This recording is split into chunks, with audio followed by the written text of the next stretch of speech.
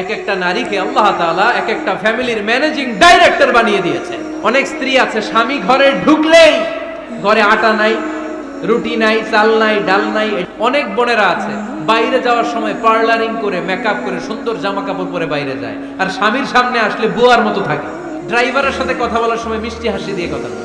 বাজারে শপিং করতে গেলে আসসালামু আলাইকুম ভাই কেমন আছেন, কি সুন্দর আসসালামু আলাইকুম। স্বামীর সামনে আসলে আর এই মিষ্টি কথাটা নাই। কেউ ফোন দিয়েছে, হ্যালো কে, স্বামীকে চায়, উনি বাসায় নাই, কাট। আমার বোনেরা, আমার মায়েরা, খবরদার, আপনার স্বামীর ভেতরে আপনার জান্নাত, আপনার স্বামীর ভেতরে আপনার জাহান্নাম। Rose TV 24.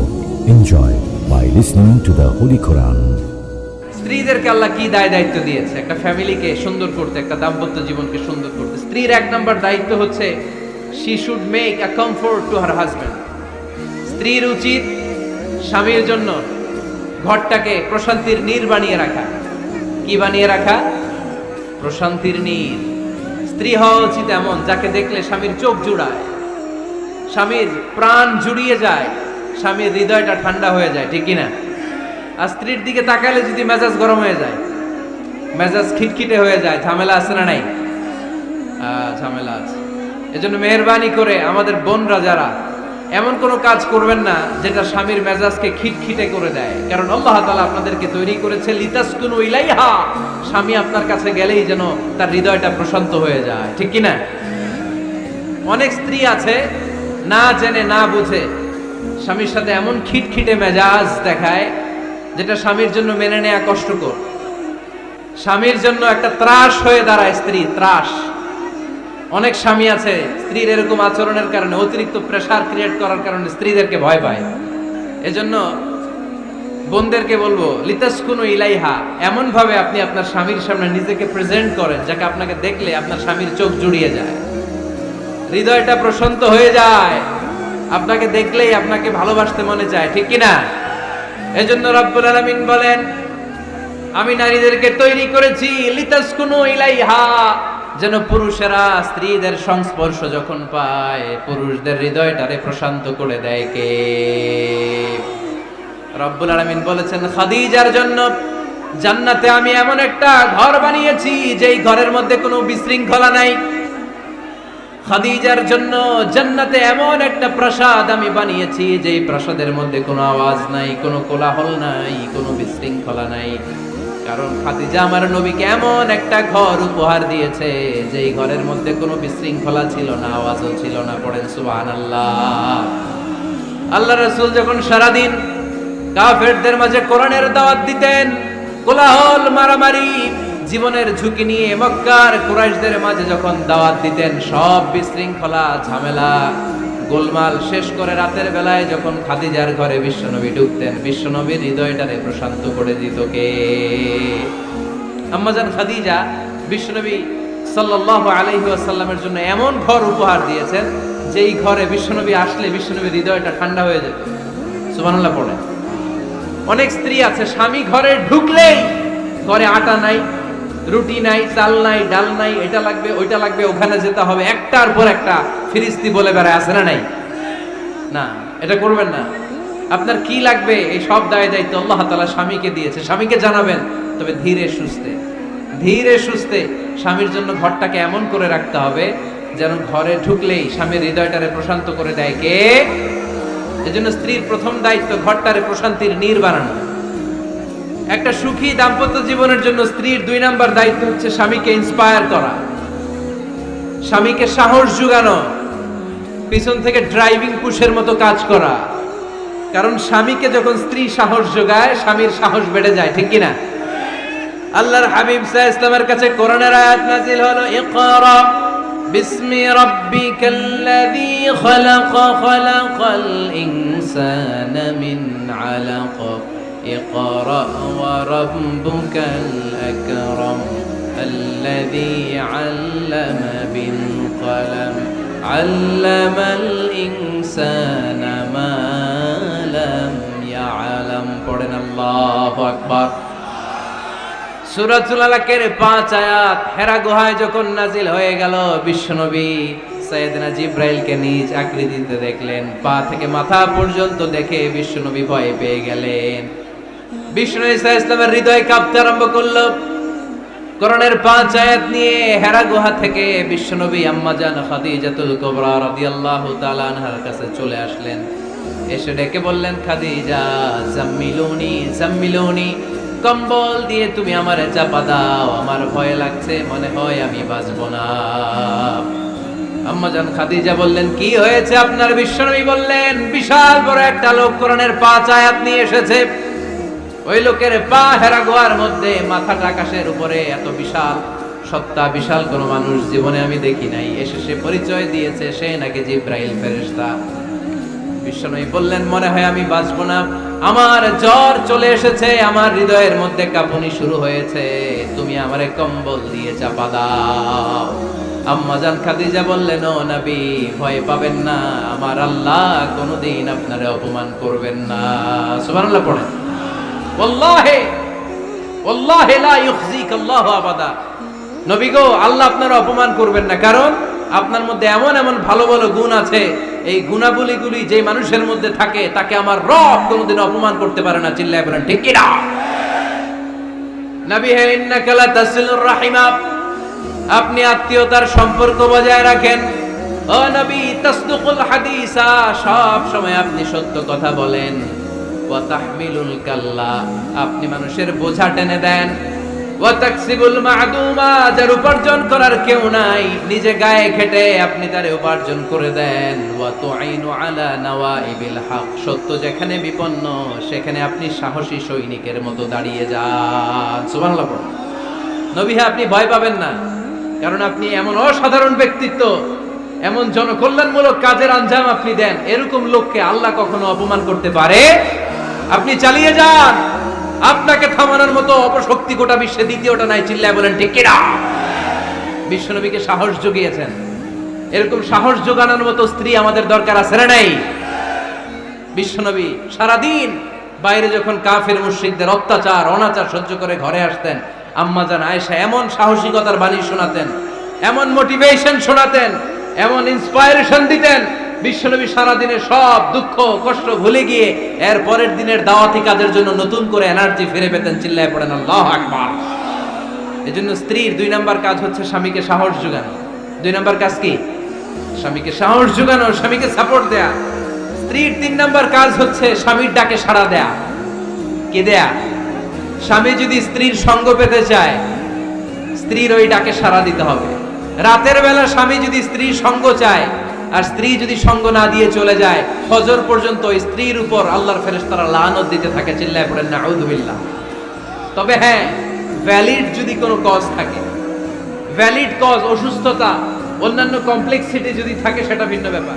কিন্তু ইগোর কারণে, ইগো, মেজাজ দেখিয়ে, রাগ দেখিয়ে কোনো বোন যদি স্বামীর আহ্বানে সাড়া না দিয়ে মুখ ফিরিয়ে চলে যায়, ফজর পর্যন্ত আল্লাহর ফেরেশতারা ওই মহিলার উপর লানত দিতে থাকে। আওয়াজ করে পড়তে হবে নাউযু বিল্লাহ।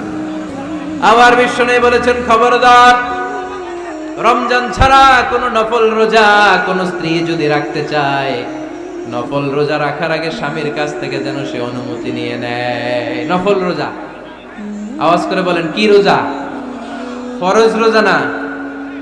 দিনের বেলা যেহেতু রোজা রাখতে হয়, কোন নারী, কোন যুবতী নারী, বয়স্ক নারীদের কথা ভিন্ন, কোন যুবতী নারী যদি নফল রোজা রাখতে চায়, সে তার স্বামীর পারমিশন নেবে। কারণ হয়তো স্বামী দিনের বেলা স্ত্রীর সঙ্গ চেতে পারে, ঠিক কিনা? এজন্য স্বামীর কাছ থেকে পারমিশনের দরকার আছে না নেই? দাম্পত্য জীবনকে সুখময় করতে হলে একজন স্ত্রীর 4 নম্বর দায়িত্ব হচ্ছে নিজের সতীত্বের হেফাজত করা। 5 নম্বর দায়িত্ব হচ্ছে স্বামীর সম্পদের হেফাজত করা। সাইয়েদনা আবু সুফিয়ান রাদিয়াল্লাহু তাআলা আনহু ছিলেন খুব কৃপণ মানুষ, বিষ্ণু ঈসা ইসলামের শ্বশুর। সহিহ বুখারীতে এসেছে, ওনার স্ত্রী এসে আল্লাহ রাসূল সাল্লাল্লাহু আলাইহি ওয়াসাল্লামের কাছে বলেন, ইয়া রাসূলুল্লাহ, ইন্না আবা সুফিয়ান রাজুলুন শাহীহ। হে আল্লাহর রাসূল, আবু সুফিয়ান খুব কৃপণ মানুষ, আমার আর আমার সন্তানদের খরচের জন্য যে টাকা পয়সা লাগে আমার স্বামী দেয় না। এখন আমার স্বামীর অনুমতি ছাড়া সিন্ধুক থেকে টাকা নেয় আমার জন্য জায়েজ কিনা? আল্লাহর হাবিব বললেন, হ্যাঁ, স্বামী যদি কৃপণ হয় তাহলে ফ্যামিলির খরচের জন্য যতটুকু দরকার অতটুকু নিতে পারবা, ওইটারে ক্ষমা করে দিবে কে? আমাদের অনেকের মধ্যে অনেক কৃপণ লোক আছে না নাই? এই কৃপণ লোক যদি থাকে, আপনার অনুমতি ছাড়াও ভাবি আপনার পকেট থেকে টাকা নিতে পারবে। কৃপণ যারা, তাদের পারমিশন ছাড়া পকেট থেকে আলমারি থেকে টাকা নিয়ে যতটুকু দরকার ফ্যামিলির ততটুকু খরচ করা যাবে, অতিরিক্ত খরচ করা যাবে না। 6 নাম্বার দায়িত্ব হচ্ছে ছেলে মেয়েদেরকে দেখাশোনা করা, ছেলে মেয়েদেরকে বুকের দুধ খাওয়ানো। অনেক মা আছে ছেলে মেয়েদেরকে বুকের দুধ খাওয়াতে চায় না, আছে না নাই? হ্যাঁ, ডানু খাওয়ায়, ডানু। আর কি খাওয়ায়? হ্যাঁ, মিল্ক ভিটা আর নিডো, নেসলে, সেরেলাক আর হ্যাঁ বায়োমিল্ক। মাশাআল্লাহ, অনেক নাম জানেন তো আপনারা। মেডিকেয়ার। তো এই বুকের দুধ খাওয়াতে চায় না অনেক মায়েরা। আপনার বুকের দুধের মধ্যে বাচ্চাদের জন্য আল্লাহ রাব্বুল আলামিন ন্যাচারাল ভ্যাকসিন দিয়ে দিয়েছেন। চিল্লায় পড়েন সুবহানাল্লাহ।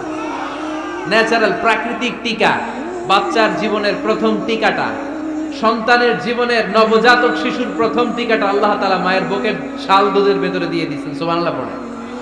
টিকাগুলো তো বাজার থেকে কিনতে হয়, প্রথম টিকাটা আল্লাহ ফ্রি দিয়ে দিয়েছে। সুবহানাল্লাহ পড়বেন না?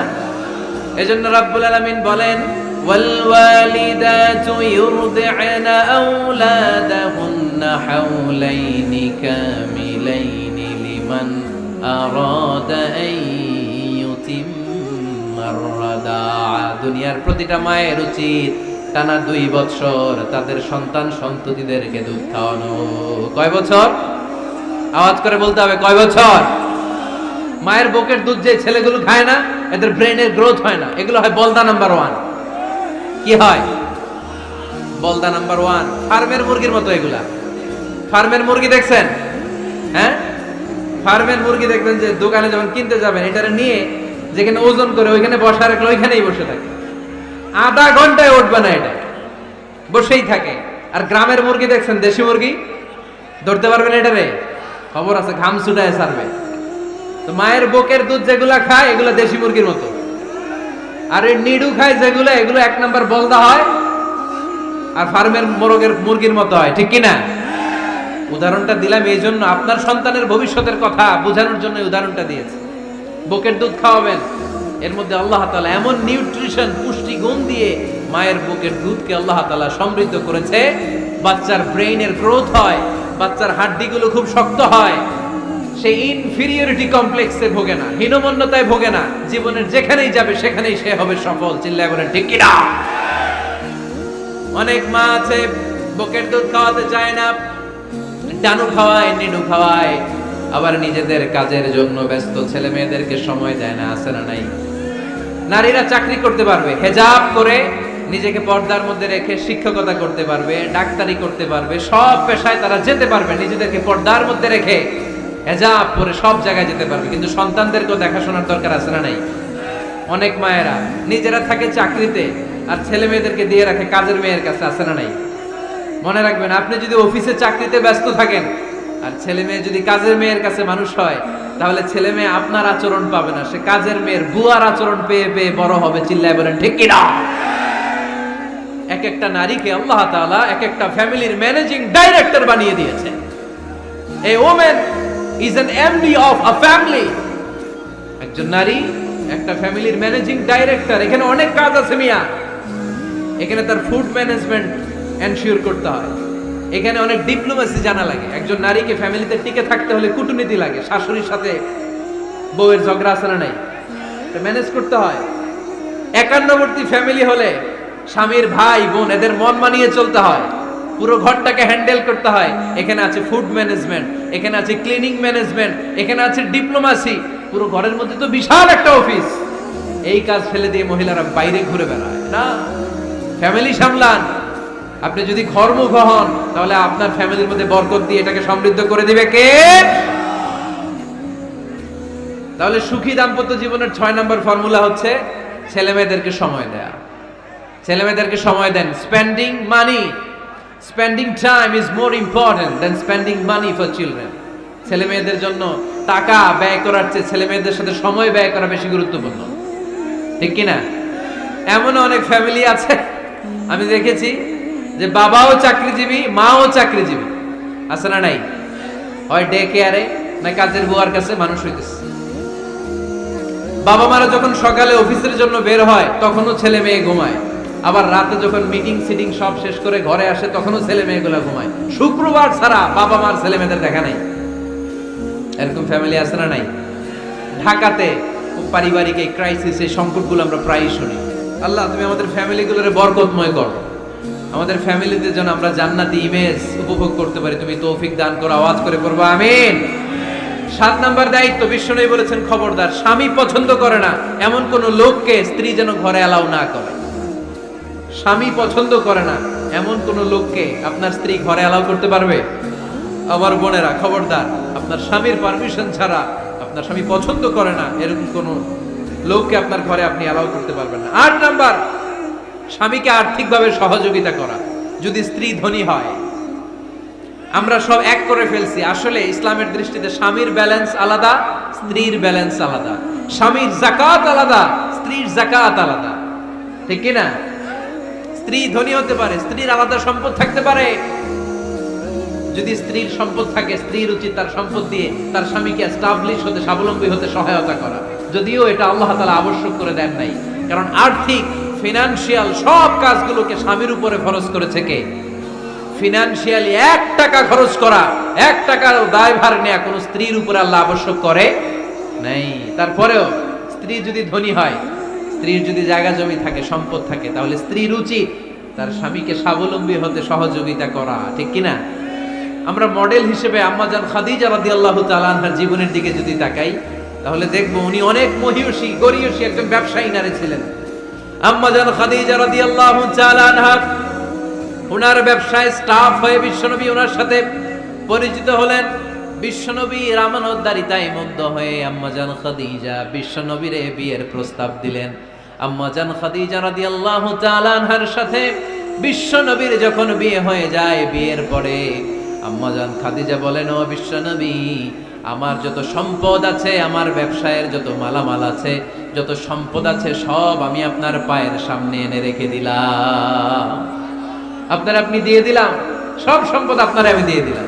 আপনি ইচ্ছে মতো মানুষকে দান করতে পারেন, খরচ করতে পারেন, দাওয়াতি কাজে, মুসলিমদেরকে আজাদ করার কাজে আপনি ব্যয় করতে পারেন। আওয়াজ করে পড়েন আল্লাহু আকবার।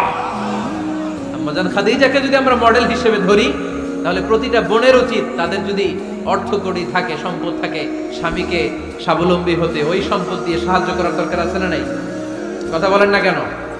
9 নাম্বার, স্ত্রীর দায়িত্ব দাম্পত্য জীবনকে সুখময় করতে নিজেকে স্বামীর সামনে বিউটিফাই করে উপস্থাপন করা। নিজেকে বিউটিফাই করে, মেকআপ করে স্বামীর সামনে উপস্থাপন করা। আমি আমার মা বোনদেরকে বলবো, আপনারা নিজেদেরকে গুছিয়ে সাজিয়ে স্বামীর সামনে উপস্থাপন করুন। অনেক বোনেরা আছে বাইরে যাওয়ার সময় পার্লারিং করে, মেকআপ করে, সুন্দর জামা কাপড় পরে বাইরে যায়, আর স্বামীর সামনে আসলে বুয়ার মতো থাকে। আছে না নাই? স্বামীর সামনে পচা জামা, ছিঁড়া জামা, চুলের মধ্যে নাই সুগন্ধি, নিজেকে গুছিয়ে রাখে না, সামলে রাখে না, কাজের বুয়ার মতো নিজেকে উপস্থাপন করে স্বামীর সামনে। আর বাইরে গেলে মেকআপ করে, পার্লারিং করে যায়। হওয়া দরকার ছিল উল্টা, বাইরে আপনি সাদা সিধা ভাবে যাবেন, বোরকা দিয়ে নিজেকে ঢেকে যাবেন। বাইরে যাওয়ার সময় কোনো নারী পারফিউম ইউজ করে যেতে পারবে না।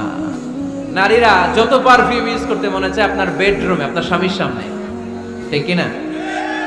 স্বামীর সামনে পারফিউম ইউজ করেন, নিজেকে উজাড় করে সাজান স্বামীর জন্য। এই প্রতিটা সাজুগুজুতে সওয়াব আছে না নাই? ইসলাম কতটা চেক এন্ড ব্যালেন্স, কতটা ভারসাম্যপূর্ণ জীবন ব্যবস্থা। খবরদার, নারীরা ডিওডোরেন্ট ইউজ করে বাইরে যেতে পারবে, যেটা সে তার আর্মপিটে ইউজ করে, কিন্তু ঝাঁঝালো পারফিউম বোরকার উপর দিয়ে মেরে কোনো নারী বাইরে যেতে পারবে? কথা বলেন। সুনানে নাসাইর হাদিস, আল্লাহর হাবিব বলেন, আইয়ুমা ইমরাআতিন ইস্তা'তারাত নাফসাহা ফামাররাত আলা কওমিন লিয়াজিদু রিহাহা ফাহিয়া জানিয়া। কোন নারী যদি তার জামার উপর দিয়ে পারফিউম মেখে পুরুষ লোকের দৃষ্টি আকর্ষণের জন্য ঘরের বাইরে বের হয়, যতটা পুরুষ তার চেহারার দিকে লোলুপ দৃষ্টি নিয়ে তাকাবে, ততটা পুরুষের সাথে জিনার গুনাহ মহিলার আমলনামায় তুলে দিবে কে? পারফিউম মেখে যদি কোনো নারী বের হয় এই উদ্দেশ্যে যে ছেলেরা আমাদের প্রতি আকৃষ্ট হবে, যতটা ছেলে তার দিকে তাকাবে, প্রত্যেকটা ছেলের সাথে জিনার গুনাহ আল্লাহ তাআলা এমনি তার আমলনামায় তুলে দিবে। নাউজুবিল্লাহ পড়েন। এজন্য খবরদার, নিজেকে সাজিয়ে গুজিয়ে স্বামীর সামনে উপস্থাপন করবে, সাজিয়ে গুজিয়ে। অনেক স্ত্রীরা আছে ড্রাইভারের সাথে কথা বলার সময় মিষ্টি হাসি দিয়ে কথা বলে। বাজারে শপিং করতে গেলে আসসালামু আলাইকুম ভাই কেমন আছেন, কি সুন্দর আসসালামু আলাইকুম। স্বামীর সামনে আসলে আর এই মিষ্টি কথাটা নাই, আসলে নাই। বাইরে তোমার চিকন গলায় কিসের আসসালামু আলাইকুম, হ্যাঁ না, বাইরে আপনি আসসালামু আলাইকুম দিতে যাবেন না, ঝটপট করে কর্কশ ভাষায় কথা বলে শেষ। কেউ ফোন দিয়েছে, হ্যালো কে, স্বামীকে চায়, উনি বাসায় নাই, কাট।